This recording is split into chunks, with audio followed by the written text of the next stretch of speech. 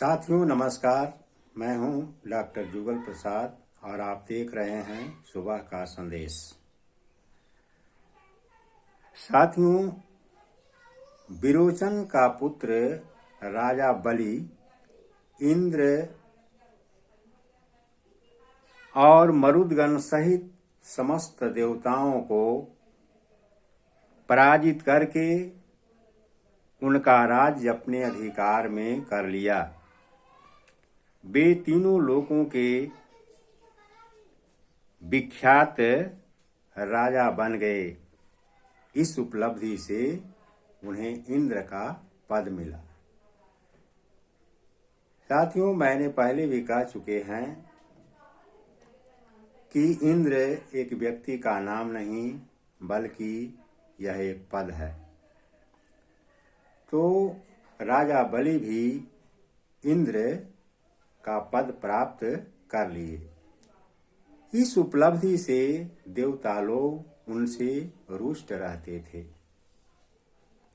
एक समय राजा बलि एक बहुत बड़ा यज्ञ करने लगे। इस यज्ञ में जो भी याचक आता था उन्हें मुंह मांगा दान देते थे। इसी मौके का फायदा उठाकर अग्नि आदि देवताओं ने विष्णु को प्रोत्साहित किया। विष्णु अदिति के गर्भ से वामन के रूप में प्रकट हुए।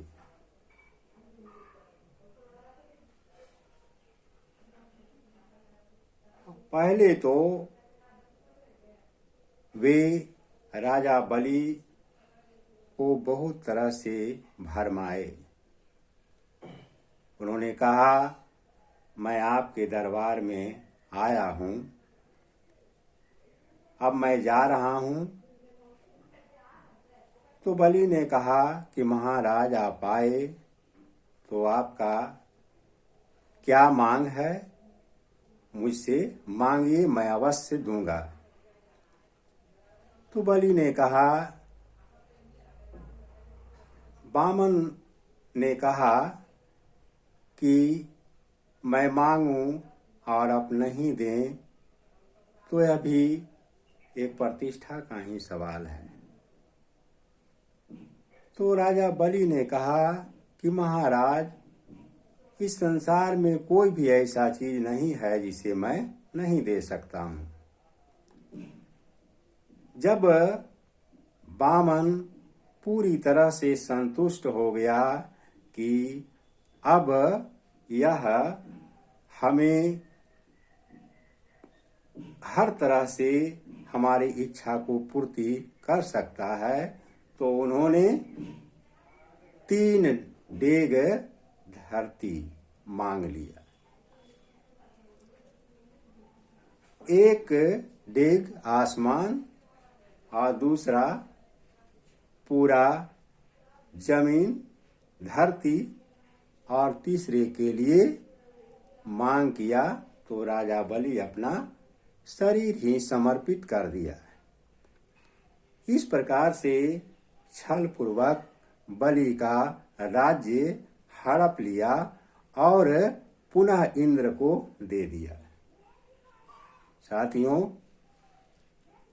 छल से किसी को राज्य हड़पने वाला भगवान कैसे हो सकता है। और वामन रूप जो प्रकट हुआ तो आसमान और धरती को नाप कैसे सकता है। ये सब बातें झूठी साबित होती है। ये बातें कहाँ तक सत्य है, आप लोगों को इस पर विचार करना है। साथियों, यदि मेरा यह वीडियो अच्छा लगा तो आप लाइक कीजिए और यदि पहली बार हैं तो सब्सक्राइब कीजिएगा। मैं इसी प्रकार के ज्ञानवर्धक वीडियो प्रस्तुत करते रहूँगा। धन्यवाद।